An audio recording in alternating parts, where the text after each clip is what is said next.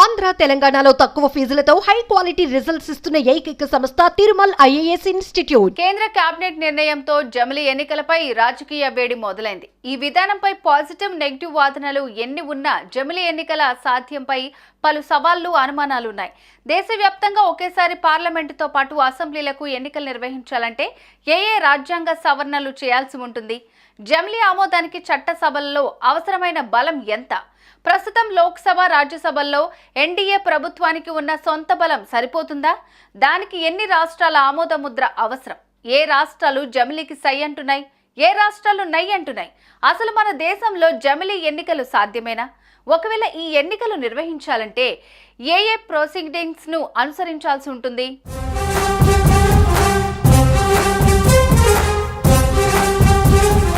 దేశవ్యాప్తంగా అన్ని రాష్ట్రాల అసెంబ్లీలకు, లోక్సభకు, స్థానిక సంస్థలకు ఒకేసారి ఎన్నికలను నిర్వహించడాన్ని జమిలీ ఎన్నికలు అంటారు.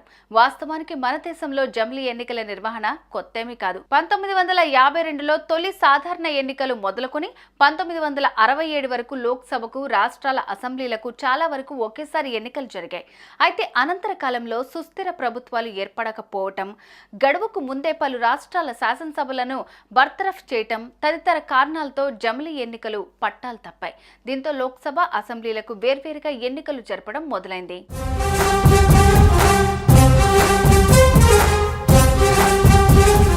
అయితే ప్రస్తుత పరిస్థితుల్లో జమిలీ ఎన్నికలు అమలు చేయటం అంత సులువు కాదు. అయితే రాజ్యాంగంలో అనేక సవరణలు చేయాల్సి ఉంటుంది. రాష్ట్రాల నుంచి సమ్మతి తీసుకోవాలి. రాజ్యాంగాన్ని సవరించాలంటే ఉభయ సభల్లో 3/2 మెజార్టీ ఉండాలి. ముఖ్యంగా రాజ్యాంగంలోని article 356, article 324, article 83/2, article 172/1, article 83కు సంబంధించి పలు సవరణలు అవసరమని రాజకీయ విశ్లేషకులు అభిప్రాయపడుతున్నారు. అలాగే 14 రాష్ట్రాల ఆమోదం అవసరం. రాజ్యాంగ సవరణలను పార్లమెంటు 2/3 మెజార్టీతో ఆమోదించాలి. ప్రస్తుతం లోక్సభలో బీజేపీ ఆ మార్కు దాటాలంటే సొంత బలగంతో పాటు అదనంగా ఎంపీల మద్దతు కూడగట్టాల్సి ఉంటుంది. రాజ్యసభలో మరింత ఎక్కువ కష్టపడాల్సి ఉంటుంది. లోక్సభలో ప్రస్తుత ఎన్డీఏ బలం 293, జమిలీ ఆమోదానికి అవసరమైన బలం 362. రాజ్యసభలో ప్రస్తుత ఎన్డీఏ బలం 121, జమిలీ ఆమోదానికి అవసరమైన బలం 164.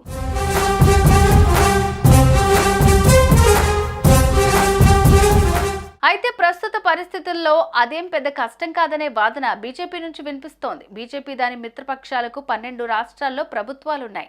ఒడిశా, ఆంధ్రప్రదేశ్ లాంటి 2-3 రాష్ట్రాలు కలిసి రావడానికి సిద్ధంగా ఉన్నాయి. అయితే రాజ్యసభకు వచ్చేసరికి కొంత సమస్య కావచ్చు. కాంగ్రెస్ మద్దతు ఇవ్వకపోతే రాజ్యసభలో బిల్లు ఆమోదం పొందడం కూడా కష్టమే. కేంద్ర ప్రభుత్వం ఆయా రాష్ట్ర ప్రభుత్వాల సూచనలు పరిగణలోకి తీసుకున్న అన్ని రాష్ట్రాల అసెంబ్లీలు రద్దు చేస్తాయా అనే సందేహమూ ఉంది. ఇంతకు ముందు ఈ విషయంలో 2 ప్రతిపాదనలు వచ్చాయి.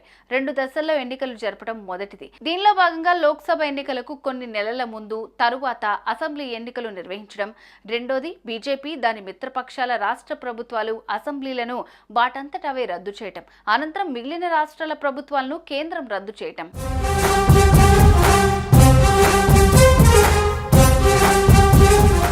సుమన్ టీవీలో మీ పర్సనల్ అండ్ బిజినెస్ ప్రమోషన్స్ కోసం కింది నెంబర్కి కాంటాక్ట్ చేయండి.